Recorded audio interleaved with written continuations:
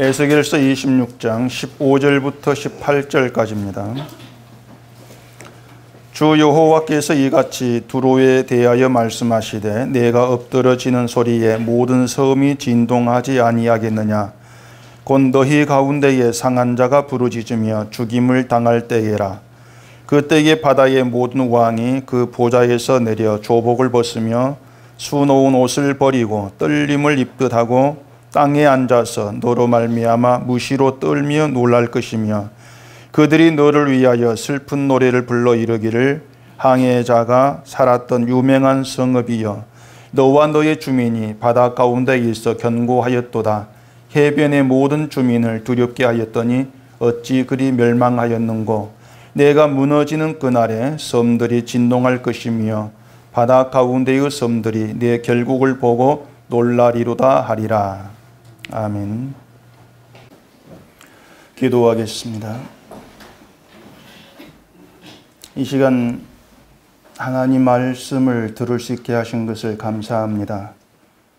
듣는 귀가 있어야 듣고 알게 되고 그 알을 통해서 하나님이 보게 하시는 것을 바라보며 소망 가운데 살아갈 수 있음을 생각하면은 이 말씀을 듣게 되어지는 것이 우리에게 크나큰 복이라는 것을 또한 생각하게 됩니다.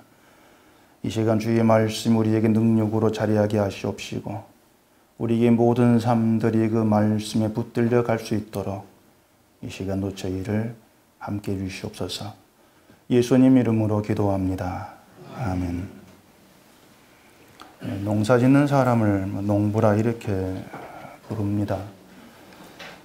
농부라고 불려지기 위해서는 밭이 몇 평 있어야 되고 또 논이 몇 평 있어야 되고 그런 조건을 따지지를 않죠. 농부는 그냥 간단해요. 가물면 비가 간절히 오기를 기다려지고 또 흉년이 들어도 먹을 것이 없을 때에도 내년 농사 지을 종자씨는 먹지 않고 보관해 놓는 그런 마음으로 살아가는 걸 농부라 그렇게 부릅니다. 요즘에 주말 농장이라는 게 많이 유행을 하고 있죠. 도시에서만 사는 게 좀 답답하게 느껴지니까 시골 같은 데에 땅을 조금 임대를 해가지고 주말이면 아이들과 함께 가가지고 채소도 가꾸고 그런 재미를 누리기 위해서 주말 농장이란 걸 많이들 하고 있다고 합니다. 주말 농장하는 사람들은 그게 재미입니다. 채소 가꾸고 하는 게 재미죠. 그 사람들은 농사가 자기의 전부는 아니에요. 이처럼 재미로 농사를 하는 사람들은 비록 겉으로는 뭔가 농사 짓는 것처럼 보이죠. 그런데 농부는 아닙니다. 그냥 농부를 흉내내면서 삶의 재미를 찾으려고 하는 사람이죠. 그냥 취미 생활이에요. 농사 짓는 것이. 그래서 주말 농장하는 그런 사람들은 주말에 가서 채소 가꾸기도 하다가도 바쁜 일 있으면 안 가지 않습니까? 그거 뭐 죽으면 놔두지 뭐. 그런 마음으로 하잖아요. 밭에 풀이 나고 채소가 안 자라도 크게 답답해 하지도 않습니다. 그냥 주말에 갈 곳이 있다. 농장이 있어 가면은 심심풀이 된다. 그런 마음이죠. 그래서 그런 농장 하다가도 별 재미없으면 그만둬 버린다는 얘기입니다. 근데 농부들에게 농사는 생존이에요. 생존이고 자기의 전부고 자기의 존재 이유가 되는 것입니다. 농사가 자기들 살아가는 이유다. 그렇게 얘기할 수가 있겠죠. 그렇기 때문에 농부의 특징 중에 하나는 오늘 흉년이 들고 농사가 잘 안 되었다 할지라도 손해를 봤다 할지라도 다음 해에 농사 짓는 걸 포기를 안 합니다. 계속 농사를 짓고 살아가죠. 날씨 때문에 농사를 망치면은 하늘을 원망하고 낙심하기도 하지만 그만두지는 않는 거예요. 그러니까 농사 짓는 게 내 일이다. 내 천직이다. 이리 생각하기 때문에 힘들고 어렵고 그래도 돈이 안 돼도 매년 그렇게 하게 되는 겁니다. 요즘에는 시골에 뭐 젊은 사람들이 다들 빠져나가고 없고 노인들만 있다 보니까 점차 농부가 사라진다고 하는데, 어쨌든 농부라고 하는 것은 농사 짓는 걸 자기 일로 삼는 사람, 그렇게 얘기할 수가 있겠죠. 그런 농부의 그런 마음을 어떤 그 농사 짓는 걸 흉내를 내고 취미로 삼고 재미를 누리려는 그런 사람들이 따라갈 수가 없습니다. 같은 마음이 될 수가 없는 거예요. 자, 그러면은 하나님을 신앙하는 사람을 신자라 이렇게 이제 얘기해 봅시다. 신자가 어떤 사람이겠습니까? 농부와 빗대어서 생각을 해보면은요, 신자는 하나님을 신앙하는 것을 자기 전부로 여기는 사람입니다. 딴 거 아니에요. 예수를 믿는 일이 자기 전부가 돼요. 자기의 존재 이유가 되는 사람. 그게 신자입니다. 그런 점에서 보면은 지금의 신앙인들은 어쩌면은 주말 농장하는 수준이 아닌가, 그런 생각도 좀 많이 듭니다. 농사꾼 흉내를 내는 것처럼 신자 흉내를 내는 그런 수준이 아닌가 하는 것이죠. 주말에만 오기 때문에 뭐 주말 농장 얘기하는 게 아니에요. 간몸에 간절히 그 비를 기다리는 농부의 마음, 그게 농부가 아닌 우리 마음과 같을 수 없다겠습니다.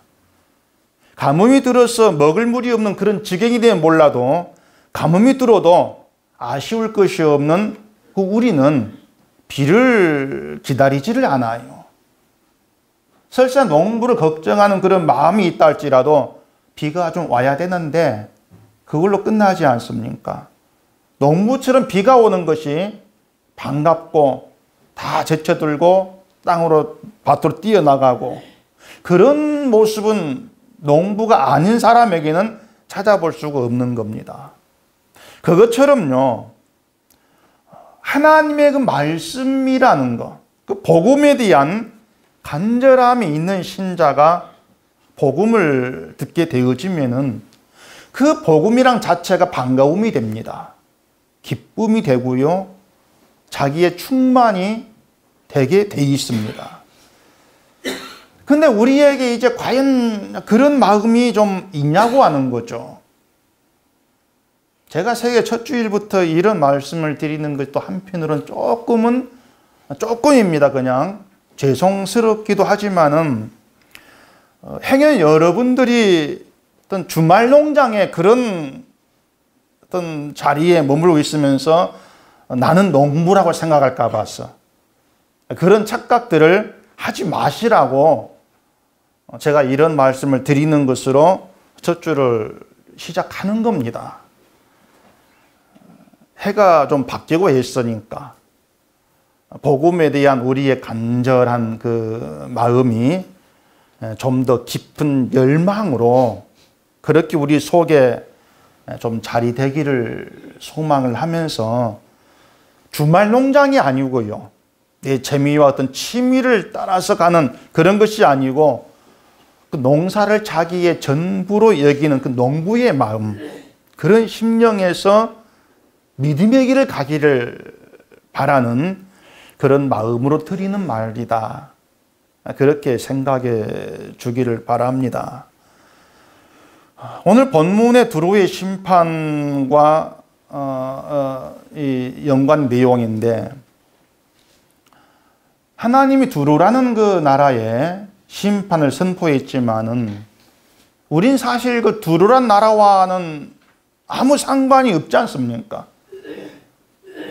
그러니까 두로가 망했든 말든 그게 나와 무슨 상관이 있냐는 얘기죠. 그것도 훨씬 몇 천 년 전의 일인데 말이죠. 그렇기 때문에 두로의 심판 이야기는 사실 우리의 관심을 끌 만한 이야기거리가 되지를 못합니다. 사실 이 두로의 심판 이야기를 성경에서 우리가 생략을 해버리고 또 여러분이 그 내용을 전혀 모른다 할지라도 예수를 믿는 일에 지장이 있는 건 사실 아니에요. 제가 인터넷 찾아보니까 에스겔을 설교한 그 내용이 그리 많지가 않습니다. 결국 몇 편 그냥 떠돌아 다닐 뿐이에요. 에스겔의 거의 대부분의 내용이 교회에 설교하기가 좀 적합하지가 않는 게 이유라고 할 수 있을 거예요. 교회 설교에 적합하지 않다는 것은 교인들 관심을 끌만한 내용이 아니란 얘기입니다. 인기를 끌만한 내용이 아니란 것이죠. 그렇기 때문에 한 교회에서 수십 년 설교를 한다 할지라도 이 본문 같은 그런 두로의 심판 이야기는, 또 다른 이방 나라 심판 이야기는 한 번도 설교 안 할 수가 있단 말입니다. 충분히 그럴 가능성이 많아요. 또 교인들도 평생 신앙생활에도 두로의 심판 이야기를 듣지 못할 수도 있고요. 심지어는 두로란 나라에 대해서도 알지 못할 수도 있습니다. 여러분 알고 계셨습니까? 두로란 나라를? 제가 무시한 건 모르겠는데.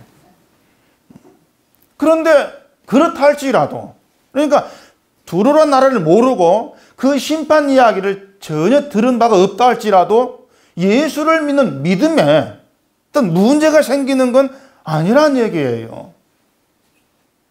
사실 여러분들이 두로에 대한 심판 이야기, 안몬, 에돔, 또 그런 블레셋, 이런 여러 나라, 이방 나라에 대한 그 심판을 들었는데, 그걸 다 들었다고 해서 그 내용들을 기억하는 건 아닙니다. 다 듣고 잊어버리지 않습니까? 잘 있거든요. 그렇게 듣고 잊어버린 것이나 아예 듣지 않은 것이나 다를 건 없잖아요. 그걸 독인, 개긴이라 합니다. 근데 여러분이 아셔야 될 것은 이 성경이라는 내용이 우리가 기억해야 될 것으로 주어진 것이 아니라는 겁니다. 너 기억해라. 머리에 담고 있으라. 그런 취지가 아니라는 거예요. 그렇기 때문에 제가 한 설교도 듣고 제발 기억하세요. 머리에 담아두세요. 그런 취지가 아닙니다. 잊어버려도 되는 거예요. 만약에 성경을 기억해야 된다면은 아마 이 나이 드신 분들 교회 나오기 힘들 겁니다. 그럼 머리 이미 다 갔잖아요. 저도 나이가 드니까 기억력이 떨어져가지고 이제 뭘 외우기가 힘들어요. 매번 반복해도 잊어버리고 말입니다. 근데 저보다 연세 든 분들 오죽하겠습니까? 근데 성경은 기억해야 되는 것이 아니고 알아야 되는 겁니다. 알아야 될 것을 우리에게 말하고 있습니다. 그래서 설교도 제발 이걸 아세요. 그런 취지로 하는 겁니다. 이걸 제발 아세요. 뭘 하라는 게 아니에요. 그냥 신자가 알아야 될 것, 그 알에 대해서 말하는 것이 설교고 성경이에요. 그런 이유로 필요 없는 것 같은 에스겔도 말씀으로 주어지는 겁니다.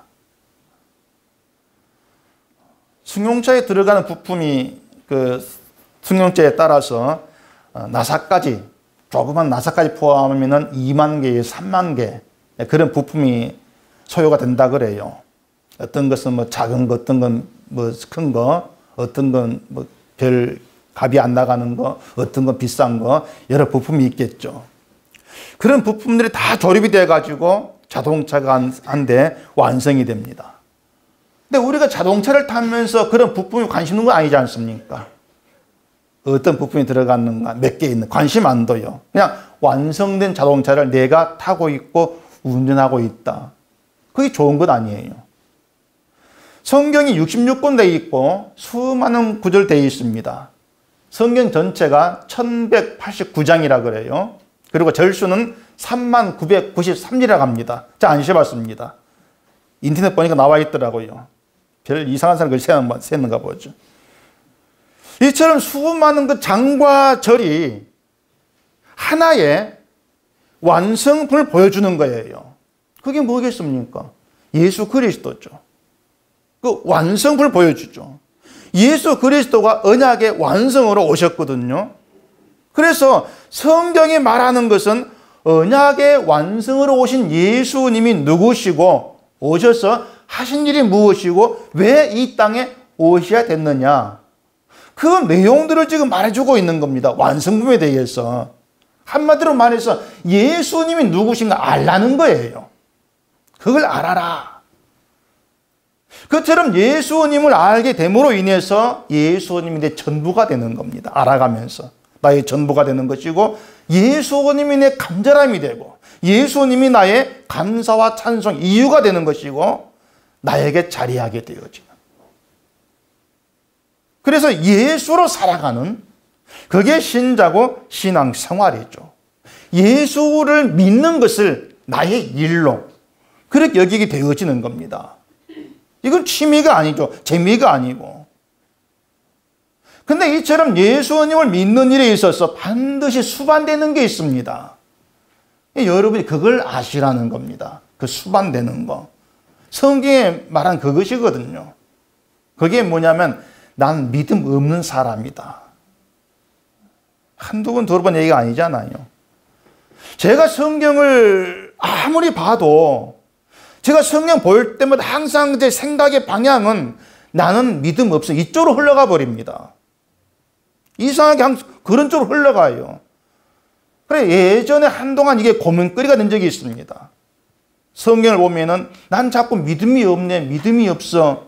이 생각만 강하게 자리하는 거. 그러면서도 이것도 좀 하고 저것도 하고 열심을 내가지고 어떤 목표를 세우고 내 꿈을 이루어가고 좀 그런 생각이 들면 좋겠는데, 그런 생각은 자꾸 묻혀지면서 나는 믿음이 없네. 내가 목사가? 자꾸 이런 생각이 들어오는 거죠. 그게 고민된 적이 있었어요. 근데 성경이 우리에게 뭘 말을 하고 있느냐는, 그걸 제가 알아가게 되어지면서부터 그렇다. 나는 믿음이 없다는 그 결론, 그 방향으로 흘러가는 거, 그게 성경을 제대로 보는 것이고, 그게 자리하는 것이 바로 아는 것이구나. 저는 그것 하나 지금 붙들고 있는 겁니다. 아까 에스겔 같은 성경이 왜 필요하는가 그런 말씀을 드렸는데, 구약이 말해주는 것은 하나님이 자기 백성을 어떻게 이끌어 가셔, 그 내용입니다. 자기 백성을 어떻게 이끌어 가셨는가. 하나님 백성을 합쳐간 이스라엘 믿음이 없었어요. 우리 믿음이 없는 것을 하나님이 도와주시면 된다는 어떤 그런 사고방식으로 하지 않는 거, 그런 쪽으로 생각하기 쉬운데, 믿음 없다는 것이 왜 하나님 주시는데 그걸 못 믿어? 그렇게 생각하는 것이 하나님과 원수된 거예요. 믿음으로 하면 다 된다. 그게 믿음이 좋은 것인 줄 알았는데, 실상 알고 보면은 하나님을 신앙하는 것이 아니고 사탄의 사고방식이라는 얘기입니다. 믿으면 다 되는데 왜 안 된다고 생각하지? 그건 부정적인 것이고, 그 부정적인 게 사탄의 생각이야? 반대죠. 이스라엘의 믿음이 없다고 하는 것은요, 그들이 이방인과 동일한 똑같은 그런 속성과 똑같은 사고방식으로 살았으면서도 자기들이 이방인 같다는 걸 모르는 겁니다. 그게 믿음이 없다는 거예요. 그처럼 믿음 없는 이스라엘을 하나님께서 어떻게 간섭하시고 어떻게 이끄셨는가를 보여주는 것이 구약입니다. 그래서 에스겔에서도 하나님이 어떻게 자기 백성 이끄셨는가, 이걸 우리가 보게 되는 거예요. 이런 점에서 구약의 어떤 성경도 필요치 않은 건 없는 거예요. 하나님이 누구시고 하나님이 일하심을 알게 하기 때문에 성경이다, 하나님 말씀이다, 이렇게 얘기하는 거죠. 자, 우리가 성경을 통해 알게 되는 것이 나는 믿음 없다는 그 내용이라겠는데, 이건 단지 난 믿음이 없어 이렇게 스스로 인정하는 것으로 끝나는 것이 아니고, 믿음이 없는 나를 하나님께서 이끄셨고, 따라서 나의 나됨은 하나님이 하신 일이라는 그런 고백으로 나와지 않는 거예요. 그래서 믿음 없으니까 출발이죠. 시작이에요. 나는 믿음이 없는데, 믿음 없는 내가 예수 그리스도를 주로 믿고 고백하는 불가능한 일이다. 근데 내가 예수를 주로 고백을 하고 있다. 이건 내가 한 일이 아니고 하나님께서 하신 그런 일이야. 하나님이 하셨어. 그런 고백으로 이어진단 말입니다. 어떤 목사님이 새해라고 그림으로 된 어떤 인상 문자를 제게 보냈습니다. 그 문구가 2015 하나님이 하셨습니다. 다음에 2016 하나님께서 하십니다. 그 문구를 제게 보냈어요. 근데 그 문구를 제가 또 딴 분에게 받았거든요. 뭐지 그런 문구 유행인가 봐요. 그 문구는 지극히 성경적입니다. 하나님 하셨습니다. 하나님이 하십니다. 성경적이죠. 재밌는 게 뭐냐면요. 제게 그 문자를 보낸 그 목사님이 평소 강조하는 것이 믿음으로 병이 낫고 복받고 행복해지고 그런 겁니다. 그럼 그분이 뭘 가지고 하나님이 하셨다 그렇게 말하는지가 제가 궁금한 거예요. 뭘 가지고 그렇게 얘기하는지. 아마 제가 짐작컨대 자기가 한 일을 가지고 하나님 하셨다 그렇게 말하는 것이 아닌가 싶어요. 근데 하나님 하셨다는 것이 뭘 의미하는 것인가 안다면은 믿음으로 병 낫고 행복해지고 복받고 이런 데에는 마음을 두지를 않습니다. 하나님 하셨습니다. 이 말은 누구나 사용을 해요. 사랑의 교회가 2천억짜리 예배당 짓고 나서 그 교회 목사가 하는 말도 하나님이 했습니다. 그거였습니다. 인터뷰할 때 하나님이 했습니다. 사실 어느 신자라도 어떤 일을 하고 나서 내가 했습니다 말 안 하잖아요. 하나님이 했습니다. 이렇게 얘기하죠. 하나님 하셨어. 그렇게 얘기를 해야만이 내 일이 하나님의 일로 정당한 일로 포장이 되는 겁니다. 그 2천원짜리 교회가 예배당 지으면서 굉장히 많은 문제가 막 발생했지 않습니까? 그런 모든 문제가 하나님이 하셨다. 그런 말로 덮어지는 거예요. 여러 가지 방해와 말썽 가운데서 하나님이 이 예배당을 짓게 만들었습니다. 그렇게 되어지는 것이죠. 결국 예배당을 짓고자 하는 인간의 욕망으로 하는 모든 문제가 하나님이 있습니다. 이 말로 가려지고 덮여지는 이런 의미로서 하나님이 했어, 하나님이 했어. 그런 말을 누구나 한단 말입니다. 근데 하나님께서 하시는 일은요, 인간의 욕망을 돕거나 편들어주는 게 절대 아닙니다. 그런 일은 없습니다. 예배당 짓고 병 낫고 복 주고 행복하게 잘 살게 하는 그런 것이 하나님이 하신 일이 아니에요. 하나님 자기 백성을 그렇게 이끌어가는 게 아니라는 얘기입니다. 그건 구약이 이스라엘 통해 드러나지 않습니까? 결국은 자기 욕망 가운데 살아가면서도 하나님이 하셨다 이렇게 말하는 사람들의 그 하나님은 성경이 말하는 하나님이 아니란 겁니다. 오늘 서론이 너무 길게 됐는데 본문에 보시면은 두로의 심판으로 슬퍼하는 사람들이 있습니다. 그 15절 보시면은 내가 엎드러지는 소리에 모든 섬이 진동하지 아니하겠느냐. 두로가 엎드러진 소리에 모든 섬이 진동을 한다. 두로가 엎드러진다는 건 두로가 넘어져 무너진다는 거죠. 두로가 멸망을 받는 그걸 의미하고 있는 겁니다. 두로가 멸망을 하는데 모든 섬이 진동을 해요. 흔들린다는 것이죠. 그러니까 두로의 멸망이 다른 섬, 조그만 나라들 거기에 큰 충격이 됐다는 뜻입니다. 두로가 멸망한 것이. 그리고 16절 보면은 그때의 바다의 모든 왕이 그 보좌에서 내려 조복을 벗으며 수놓은 옷을 버리고 떨림을 입듯하고 땅에 앉아서 너로 말미암아 무시로 떨며 놀랄 것이며 이렇게 얘기합니다. 두로가 무너지고 사람이 죽임을 당하며 심판받을 때에 바다의 모든 왕들이 애통해하고 떨며 놀란다는 것이죠.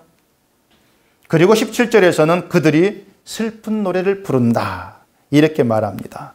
그 슬픈 노래 내용은 항해자가 살았던 유명한 성읍이여 너와 너의 주민이 바다 가운데 있어 견고하였도다 해변의 모든 주민을 두렵게 하였더니 어찌 그리 멸망하였는고. 이게 슬픈 노래예요.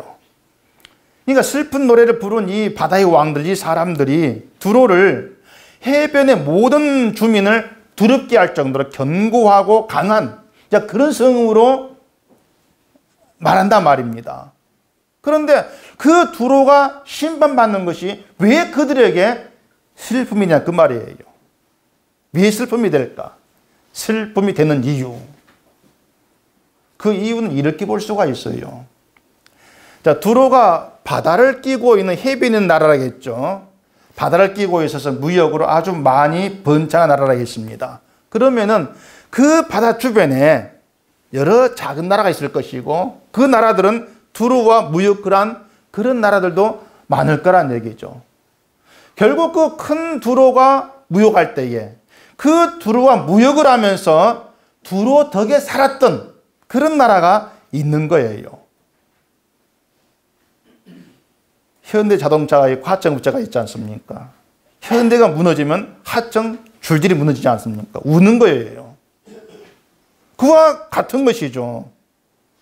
그러니까 두로가 심판받으니까 결국은 자기들 생존이 문제가 돼버린 것입니다.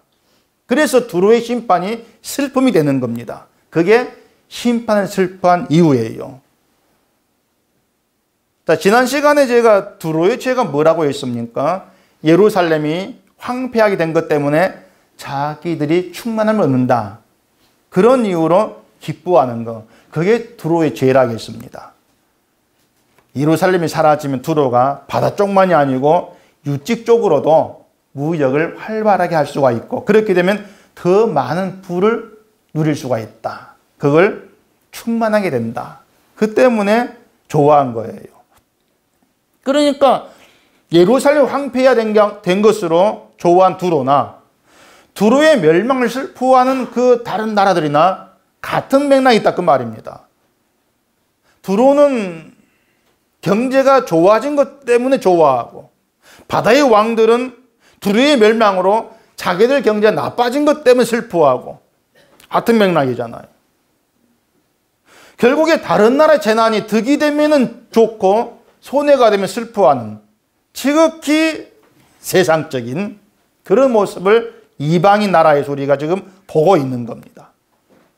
그런 점에서 두로나 두로의 심판을 슬퍼하는 바다의 왕들이나 다르지가 않다는 겁니다. 그렇다면은 두로의 심판은요, 두로 한 나라의 심판으로 그치는 것이 아니고 두로와 같은 속성으로 살아가는 모든 인간이 그 심판에 속해 있다. 그걸 의미하는 내용이 되는 거예요. 따라서 우리 역시도 두로의 심판에서 자유로울 수가 없다는 얘기입니다.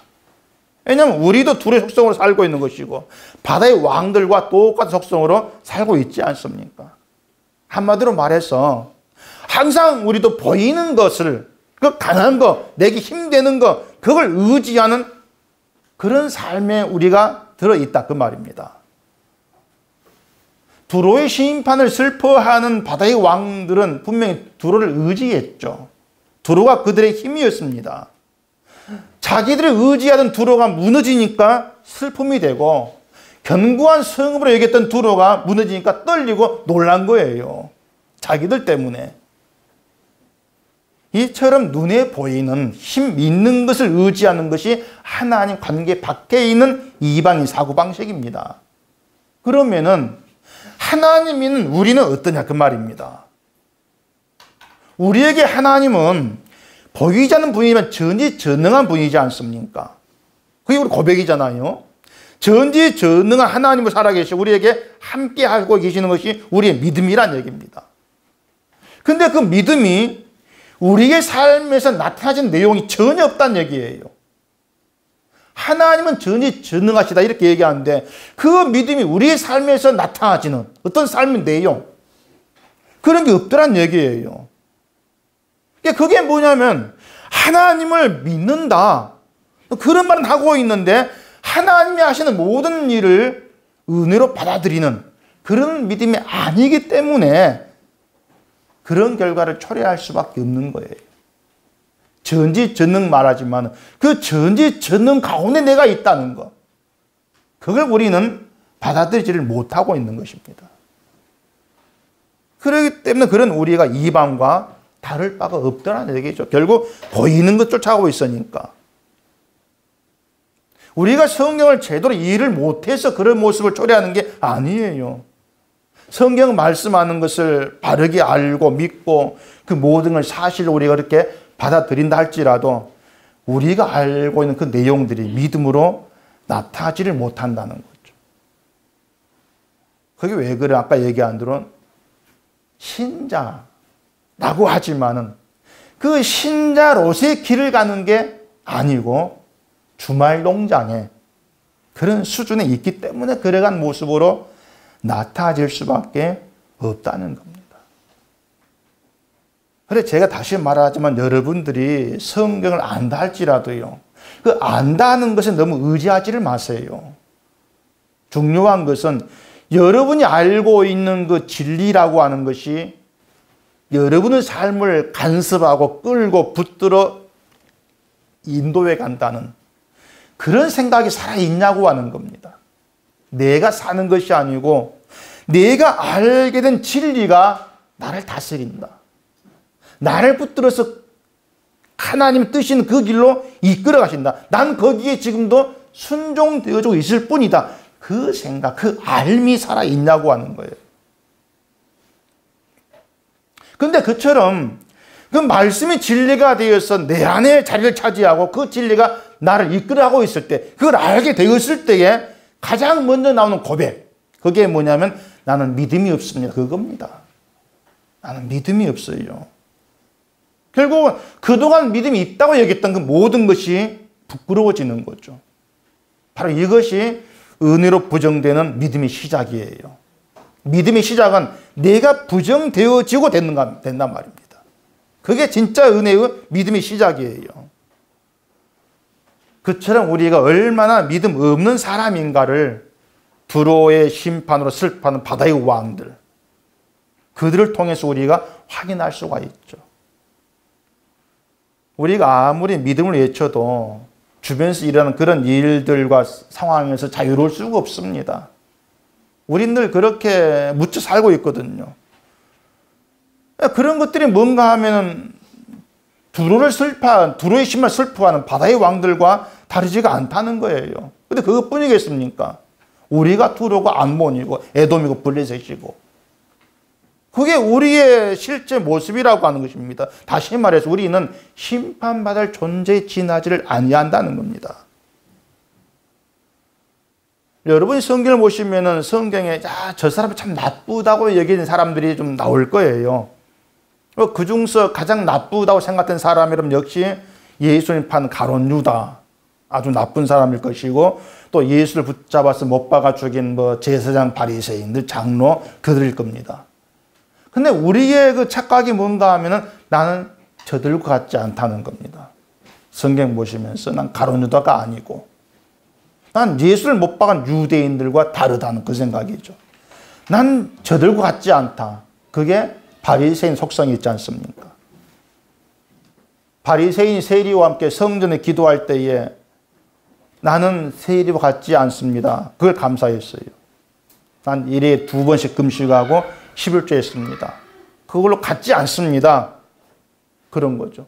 결국 자기가 세리와 다를 바는 죄인이라는 것을 잊어버린 겁니다. 그게 우리가 빠지기 쉬운 함정의 착각이라는 거예요. 그러니까 나는 예수를 믿는다.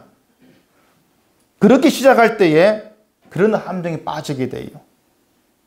난 아니다. 난 다르다는 것이죠. 난 예수를 믿는다는 것, 자기 인정.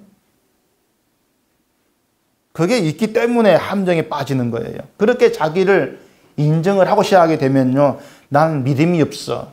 이걸 인정하지를 않으려고 한다. 그 말입니다. 난 복음을 알고 믿는다는 거. 이걸 내세우면서 그걸 인정해달라. 늘 그런 요구를 하게 될 수밖에 없는 것이죠.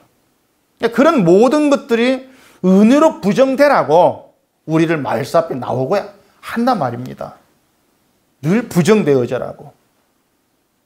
두로의 심판 앞에 세우고 두로 심판을 슬퍼하는 바로의 그 바다 왕들 앞에 세워가지고 넌 다르냐? 이렇게 묻는 거예요. 넌 다르냐는 것이죠. 바다 왕들이 두로를 의지하는 것처럼 우리도 의지한 것들이 많지 않습니까? 다 보이는 것들, 힘되는 것들. 그래서 두로가 무너지는 걸 슬퍼하는 바다의 왕들처럼 내가 의지했던 건 무너지고 사라지고 그러면 슬퍼하잖아요. 그런 우리를 보면서 새롭게 인정되어지는 것. 나는 믿음이 네 것이 아니고 난 하나님 백성이 될 자격조차 없는 그런 사람이다. 그게 늘 인정이 돼야 됩니다. 이게 말씀에 의한 자기 부정이라는 것이죠. 그래서 뭐 해가 바뀐다고 해서 달라질 건 없지만요. 굳이 2016년 뭐 새해를 생각한다면 그 출발은 자기 부정으로 출발하세요. 2016년 출발했죠. 자기 부정으로 출발하시라는 것입니다. 그게 오늘 첫 줄 지내면서 드리는 말씀입니다. 하나님 말씀이 여러분 가운데 박히고 그 말씀으로 인해서 늘상 내가 부정되는 것으로 출발되어지는 것. 그렇게 2016년을 시작해 보자는 겁니다. 시작만 자기 부정이 아니고 12달 지나가지고 2016년 마칠 때에도 자기 부정으로 맞춰지시라는 것이에요. 내가 부정되어지는 것으로. 거기에 여러분의 소망을 두시라는 얘기입니다. 내가 부정되어져 주 앞에 나와지는 나. 거기에 소망을 두시라는 거예요. 이렇게 자기 부정으로 시작되고 맞춰지는 것은 뭐 2017년 되고 18년 돼도 변함이 없습니다. 그게 신자가 신자로 사는 것이다. 그렇게 얘기할 수가 있어요. 나는 존재할 가치가 없습니다. 이걸 알게 되고 그게 받아들여진다면요. 그건 진짜 대박입니다. 그게 믿음의 대박이죠. 우리가 예루살렘 심판도 들었고 두로 심판 들었고 여러 이방 나라 심판 들었지만은 심판은 민족 종교를 안 가려요. 하나님이는 유대 민족이라 봐주는 게 없단 말입니다. 기독교인 봐주는 게 없어요. 종교가 불교이기 때문에 심판한다 이게 아니에요. 심판 원칙은 누가 예수를 보내신 하나님의 긍휼과 자비하심을 입었느냐 거기에 있습니다. 그게 심판 원칙이에요. 그리고 하나님의 긍휼과 자비를 입지를 못한 자라면은 나는 믿음도 없고 존재할 가치도 없다는 그런 고백도 못 나오죠. 긍휼을 아는 사람 그들에게서 자기 부정이 나와지기 때문에 그래요. 성경 한 곳 찾아보고 설교 마치십시다. 출애굽기 19장 보겠습니다. 출애굽기 19장 5절 보시면은 세계가 다 내게 속하였나니 너희가 내 말을 잘 듣고 내 언약을 지키면 너희는 모든 민족 중에서 내 소유가 되겠고 너희가 내게 대하여 제사장 나라가 되며 거룩한 백성이 되리라. 너는 이 말을 이스라엘 자손에게 전할지니라. 모든 민족 중에서 하나님의 소유로 인정된 사람은 하나님 말씀을 잘 듣고 언약을 지키는 자 이렇게 얘기합니다. 하나님의 언약은요.